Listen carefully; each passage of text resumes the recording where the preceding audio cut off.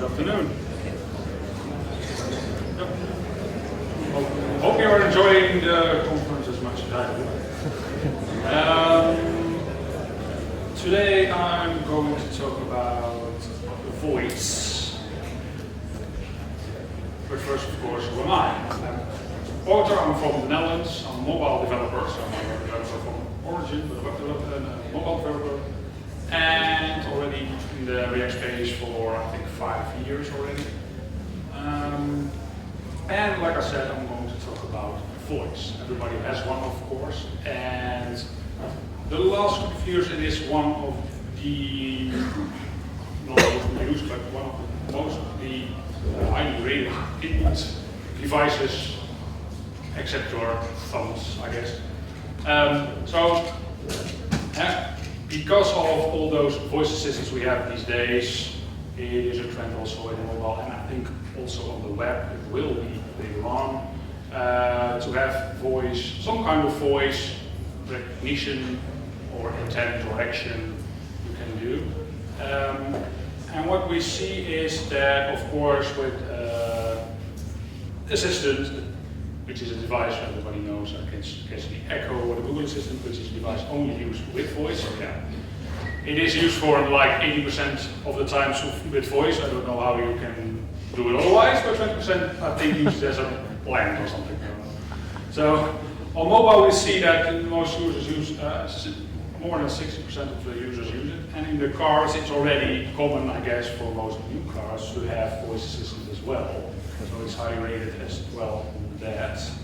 And on mobile you see that 85% of the people on Earth have a mobile phone these days, that almost 60% of those users have tried or use voice as an input device. So it is really big without knowing it, I guess. So it is a space to watch and to know something about. That's why I'm here. The mostly used one is, of course, I would say Apple Siri, because Apple has the greatest marketing budget in the world, so they know how to spend it well, I guess. And the second one is Google Assistant, which this part is only the mobile variant, because we also have the Google Assistant or Google Home, which also has the Google Assistant. And third but not least, it's the Amazon Echo, and the rest is not too little to mention, I guess. And you always see where voice is used in the common day, or when people are driving, relaxing at home, cooking, and I think in bed also, which I find very strange, but because more people sleep in bed instead of talk, but it's of course a common use case for something. So how does this voice thing even work? Well, of course it's a magic word these days, it's machine learning. With machine learning, and different parts of machine learning also, but with those machine learning techniques these days, it's very easy for a machine to learn our voice and can be translated to text or to something else. So it uses different parts, which you see here, not all the parts you see here, but some parts like the neural network or classification, it uses to get your voice or the sound in that sense to programmable states. And that's also the first thing it does. When you use an assistant or you use your phone with dictation, first thing it does is it's getting your voice in the best shape, so it's going to enhance or decrease the ambient noise, etc., and then tries to do it cut it up in little parts with this, which you call phonemes. And normal language like English has like, I guess, around 37 phonemes. Spain has way more little, that's 24 I guess, but for example Lithuania, which is a really difficult language, has 77, so they need much more processing before there's a sentence out of it. And then of course it gets transformed to text, because text is the most common thing we can use on a computer, so that's what form we want it in. And the next thing, what it does with the voice assistant is, then we have the text, but we still don't know what the user is talking about. So then we need to get an intent, as we call it, or the some intention. What are you talking about? Is the main thing. Also, there machine learning is used, and what it does, it is calculating usually 50 routes at the same time, guessing what you are saying with different algorithms, and then at the end it will classify all those and pick the right one or the best one. He thinks that's it. And then, of course, your Siri or whatever is going to do the thing you asked for, which it can be, for example, the weather. It will go to the weather application or weather API to get the results and put it back in or in your hands or as text or as voice as well. So, of course, then the next question is that's all nice, but where can we as developers use it for? At the company I work for, we have a platform which is called Unicards, which is a medical application for people with different indications. And usually what we see there is that if you're sick, you don't want to type long parts of text, but also the inputs like simple things like blood pressure is something you can ask for instead of typing it in, and you can see and validate immediately if the thing they are entering or answering for is the right thing. So that's what we try to do at that platform. A little bit of warning, don't use it for everything, which is not a great use case. Open the door. And we're going to do one more. Alright. Open door. Run voice command. Open door. Run voice command.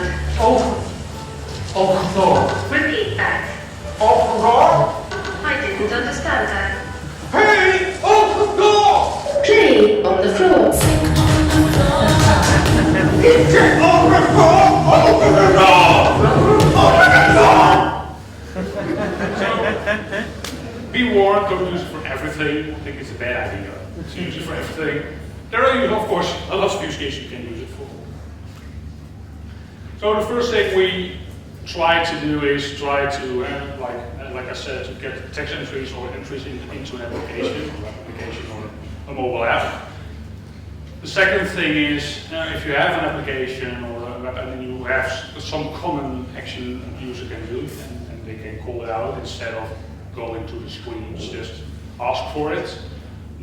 Usually probably pressing a button because, of course, you don't want to listen all the time to the user. You can also invoke, and this is more on the mobile side, you can invoke the application from the system, like from REST or from Android. And of course, you can also give feedback with voice, so you can talk back to the user. And of course, you don't only want to do that; it's more supportive than only voice, because if somebody comes that doesn't have voice or the sound on, it won't hear it. So, for speech text, I think it's the most common use case. It is natively available for browsers and for device, for iOS and Android, and also for all ones, I guess. There are 20 languages supported in the browser. I think it's around 40 now for mobile. There are some libraries who don't do it for you because it's not difficult, but of course if there is already a solution in place, so why not use it? And I will try to give a demo about it. The first one is the mobile, the React Native one, which uses the React Native voice, and it is really easy to do. It is like I do here, setting a little bit larger. It's great. First is, of course, installing library. It's not the most important part, but including it and setting a listener, which is giving the results back from the native part, which uses the Siri kit, for example, on iOS, and the speech kit from Android to get your speech and then translate it back to text. And of course, throw it away if you're done. Setting the listener sets the, of course, that state from the result we're getting back, and the only thing we do is start the voice recognition at the moment you want. And just wait for it to come back with text. And as you see, we give the language because guessing a language is not the greatest part about voice recognition. Usually they are off, so that's why we insert it here, and you can in Spanish, you can in English, for the language. So let's see how it works. React is the greatest language there is. Is the language. Maybe Spanish. The Spanish is a language. It is. It's totally true. It's totally true. So he corrected me already. So, so you can see with a few commands you already have like input for your text input for your text or something else you want. We can just do the same thing. Let's see, where is it? We can just do the same thing on the browser, of course. Which is, for now, it is still a prefix by WebKit. So if we look at the speech recognition itself, it's, let's see, it is Oak, which is great. It uses, I think it was it uses the Windows Speech Kit recognition, but it's prefixed by WebKit still because it's experimental until this stage. And my findings were that it wasn't that good as the mobile variant. I don't know why, because Google Chrome is Google, I guess, so I don't know why. And another thing is that it, as I look here, it has an end, which means that when it thinks you're done speaking, it will end the session and will stop, which is very ridiculous. It doesn't stop when you press the stop button, for example. So that's why I started all over again and again and again. So that's what I do here. And for the rest, it's just listening to, of course, getting to know if your browser is supported. That's the first thing. Listening is the same thing as the mobile part, and of course clicking into it, and of course presenting the results in the text area. Let's see if this knows what Spain is a language. Let's see. Spanish is a real language. It even does capitalization for me, so that's nice. So here it's the same thing. It's very easy to implement something like this in your application. Although, like I said, on the browser side it is still an experimental thing. So the next thing is, and that's the most difficult part, is if you want to not only do text but also know what the user is talking about, is getting an intent for that text you are getting. So the first part is the same, just capturing the text from the user, from its voice. And the second thing we do is getting the text to an online service, which can be like DFLO, or it can be Amazon, of course, it can be with AI, which is from Facebook himself. And what you do there is making your own model, because it doesn't know everything about you or about your application.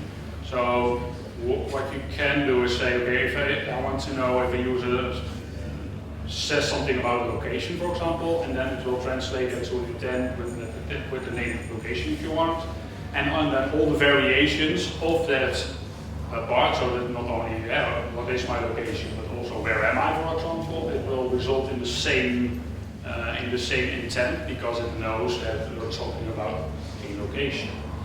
So it is very language specific, also very app specific, because your application is not the same as mine. And that's why these services are configurable, but also online, because you cannot do that on device yet. I think I have one demo as well from this one. And let's see. So, like I said, the first thing is the same. It's just getting the voice and getting the result of the voice from your user. So that's the same thing, and at the end what I do is I'm fetching the intent from with AI, just like just passing through the text that I'm getting, passing it through, and I'm saying if you have a location, then do that action which I bounded to the location on this for this demo. So if I'm going to here and I say, where am I? It should say, I can't, of course. Woo! That's the color. But like I said, you can do variants of it, not all maybe, but some. So then this where am I is one, but you can also say, of course, what is my location? And it will do the same trick, of course, because it knows still, so it's the location. So it is an easy way, although you need to the internet, of course, it is an easy way to do an actual thing in your application or on the web by just giving text to the service and making your own model behind it.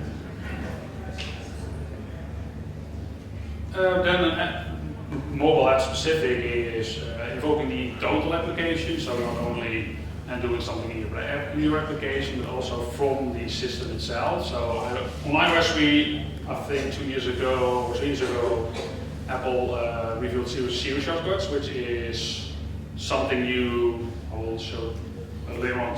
You can say like, my application responds to this sentence, or my application does this when you enter this sentence or says this sentence. So, and Google has the same thing, which is called voice actions. So the only problem there is they are very restrictive still. So you only have some intents you can use, like the alarms. If you say set an alarm, you can say, okay, my application responds to that sentence, but you cannot make your own sentence or your own intent. So it's, it is less use cases than on iOS.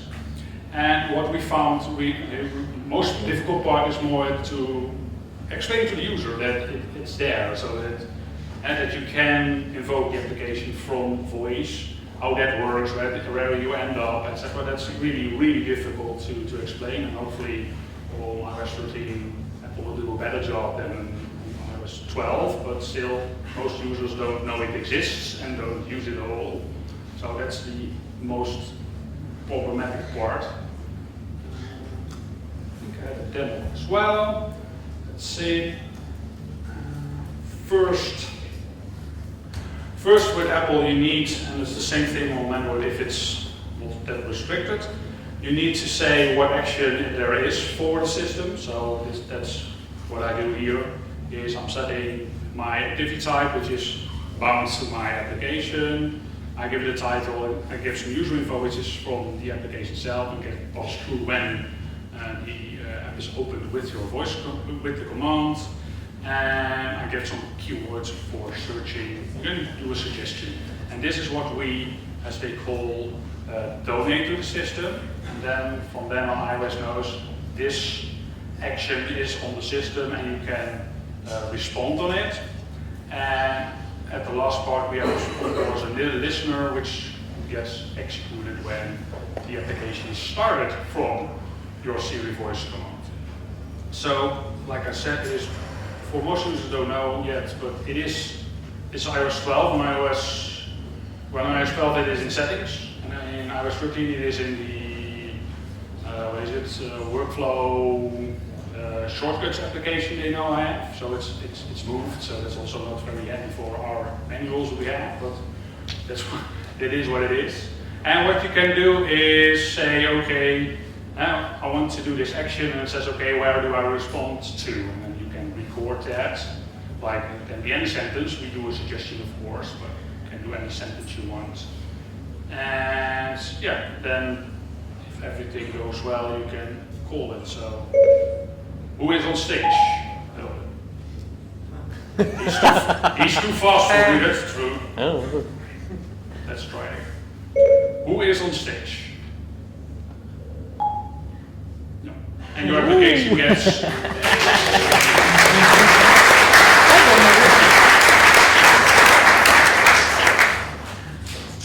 to the right page or the right execute, whatever you want. You can, like I said, you can listen to it and do your action with whatever you want. So it is a very handy tool for users to use, and for everyone, I guess, who has iOS. So I hope Android will follow suit soon. On the web, unfortunately, we don't have anything like this. That's because, of course, the browser is more contained. I think you can call the browser, of course, but you cannot say open the browser with certain actions behind it. And of course, you can give also some feedback. So if you have an action like we did previously, you can also say, okay, then talk back to the user and say something back, or if there's something going wrong or going right, of course, you can just say something back. This works. They have different also like 20 languages already. And some are better than others. That's also really sound like a robot. Other ones are really great. So it is depending on the browser, and also on mobile. It's depending on the user preference. The user can just say whatever voice they want. I think I had that as well. Let's do the app first. Of course. So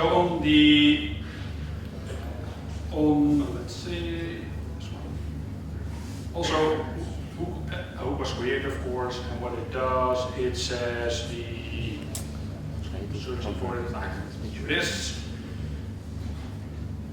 You can set the text, you can set the voice, you can set an handler when it's done, so you can go on with your life, and then of course just speak. That's the thing. The voice thing is is browser dependent, so you can get a list from. That's what I do here. You get a list from the browser, so the browser knows which voices are present, and you get them from a list, and then pick one, or you get a preference to the user, and eventually it would sound something like this. Reactor, the county has the greatest venue. Which is really fast, by the way. Which I found fine for this one, but yeah, so that's one on the web. On mobile, see, on mobile it's as easy as that. If you use, and that's the thing, if you use Expo, I use Expo a lot, not the Expo. You have two Expos, you have the client, which you can build everything in, but I also have an SDK for the bare bones, as they call it. And I'm suggesting everybody use it because there's a lot of rich stuff in it, and you don't have to do all the dependency management yourself. Expo will do it for you. And that's what I did here as well. I just included the Expo SDK in my application, and then also said I want to have speech, installed it, and you can use it. And the only thing you have to do is also determine the voice you want to have, which this is one totally picked out of the list, don't know why. And of course, say what you say, or give it what it has to say, and that's it, or nothing more to it. I think I had another action to it. Let's see if it works today. The coolest person in the room. Wiktoria Kwirante. Of course, because he organized all this, so yeah, you're the coolest person in the room, definitely. So, with those easy steps, you can let everything speak in your application. So, to summarize, voice is getting bigger and bigger. I think it will be a part of most applications, also for most web applications. Implementing it is getting easier and easier, as you saw. It's just a few lines of code these days. And use it for non-critical parts of the application because that's not going to spend very well. That's also. Thank you very much.